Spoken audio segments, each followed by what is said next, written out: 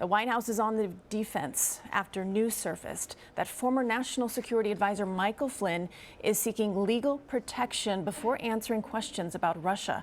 Flynn's lawyer says his client, quote, has a story to tell, but he wants an assurance that it would not be used against him. In a tweet Friday morning, President Trump said Flynn should ask for immunity as a result of what he calls a witch hunt of historic proportion.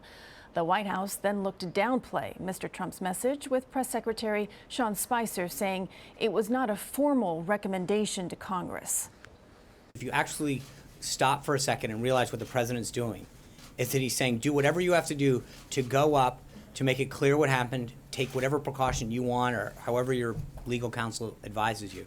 But again, I've heard in some legal circles that the president could have exerted legal authority with him and Sally Yates and others.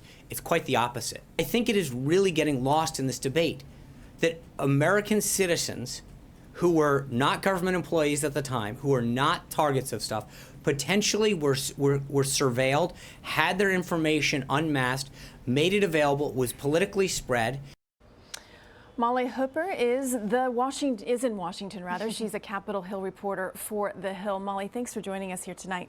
Absolutely. So the White House's current posture on all this, as you heard, is that really there's nothing to fear about Flynn testifying.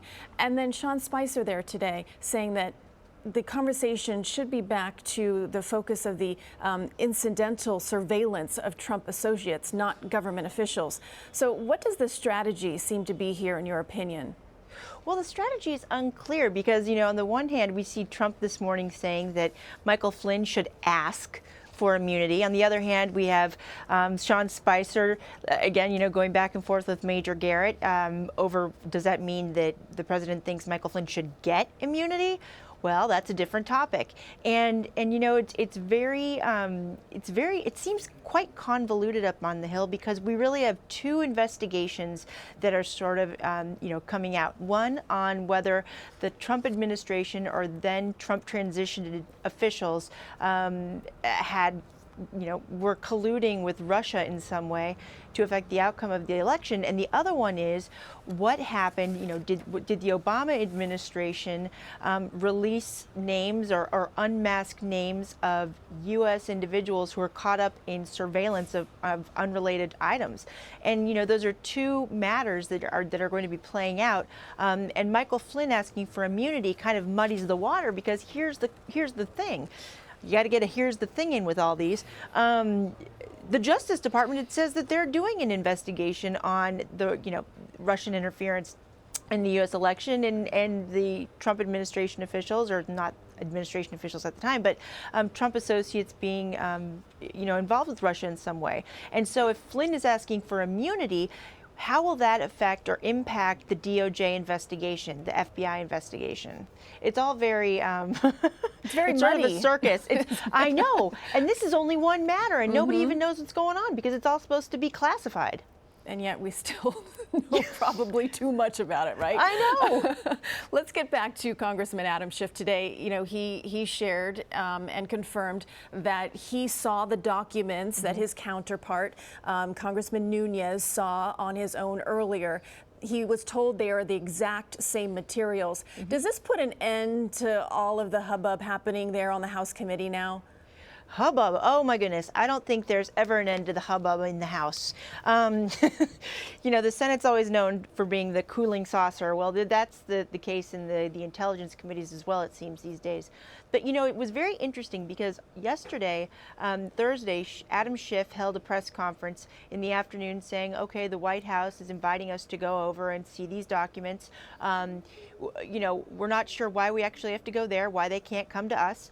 But we're going. We're just concerned that this is all sort of, a sideshow, essentially, that this aspect of the Trump folks being caught up in some unmasking of names, or they had somehow been surveilled by the Obama administration. Democrats kind of were saying, well, that's interesting, but I don't think that, that's just kind of an obstacle to the real investigation we're supposed to be doing here with the Trump collusion, right, with the Russians.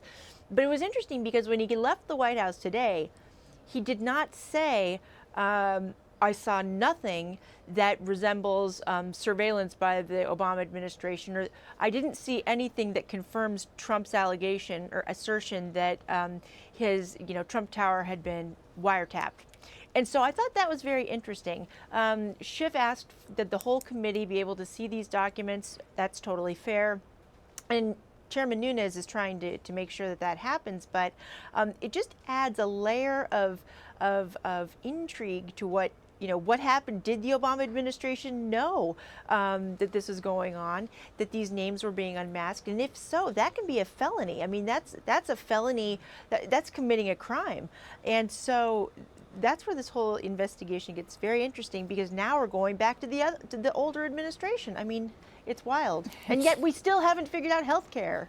No, and speaking of health care, let's get to that, because the president continues to go after the Freedom Caucus and its members on Twitter, accusing them of trying to hurt the GOP's agenda.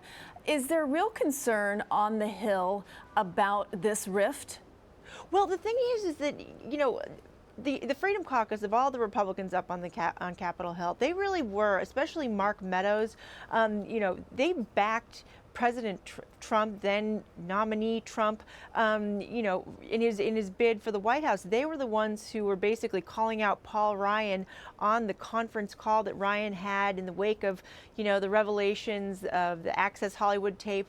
They were the ones that defended, I wouldn't say defended President Trump, but said, we can't let this guy down. Now he's our nominee. And so for him to go after the individuals who really had his back during this campaign, and it's unusual. The thing that's really interesting, though, is the way that, official Washington is reacting to this as if, oh my gosh, it's this huge deal. Well, it is kind of a big deal, but keep in mind, President Trump came in here saying he wanted to basically blow everything up, blow up business as usual. And I think that when that happens, I've talked to some Republicans who say, this is the outcome. I mean, there's going to be rifts. I mean, we already had rifts between our among the members of our party.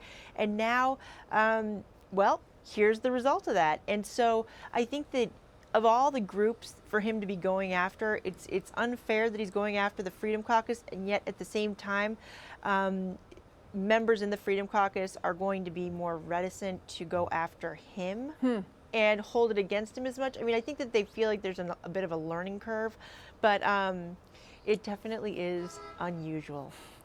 So on top of all of this, there's also a man that is looking to become the next Supreme Court justice. His name is Neil Gorsuch. The GOP needs 8 Democrats to break a filibuster. They currently have 2.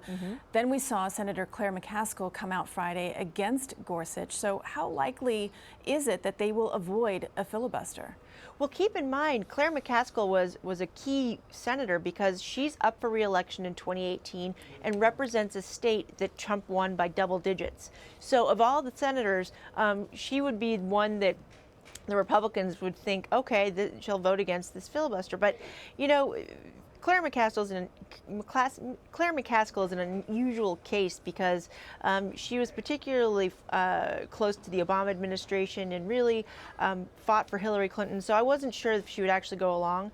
However, I think that there are other Democrats in the Senate who are looking to the next fight and who say, if we force Leader McConnell to use this so-called legislative nuclear option, it really prevents us, well, it does prevent us, it precludes us from being able to filibuster the next Supreme Court nominee who could be, nominated to replace a more liberal member of the Supreme Court. And so they want to hold on to that precedent in the Senate, and hopefully cooler minds will prevail. But again, it's unclear at this point. Well, as they say, you got to pick your battles. Maybe this is one that they won't choose. Doesn't it seem like there's just battles all over the place on Capitol Hill? Well, I'll tell you, if you take one day off, you've missed a lot, that's for sure. Absolutely. Molly Hooper, thanks for joining us in Washington. Enjoyed talking to you. Thank you. Enjoyed talking to you.